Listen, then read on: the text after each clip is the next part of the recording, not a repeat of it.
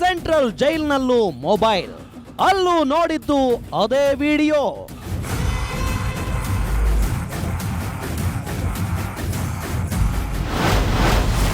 Prajwal ರೇವಣ್ಣಗೆ mobile ಕೊಟ್ಟಿದ್ದು ಯಾರು?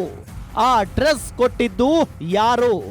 ಒಂದು ಆಂಡ್ರಾಯ್ಡ್ ಮೊಬೈಲ್ ಫೋನ್ ಸಿಕ್ಕಿದೆ, ಒಂದು ಪೆನ್ ಡ್ರೈವ್ ಸಿಕ್ಕಿದೆ, ಮತ್ತೆ ಒಂದು ಚಾರ್ಜರ್ ಸಿಕ್ಕಿದೆ.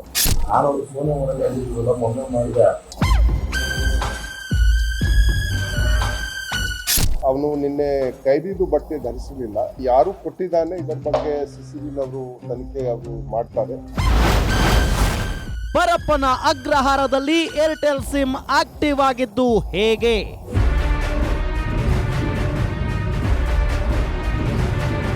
ಸಿಮ್ ಕಾರ್ಡ್ ಚೇಂಜ್ ಮಾಡಿದ್ದಾನೆ ಇತ್ತೀಚೆಗೆ.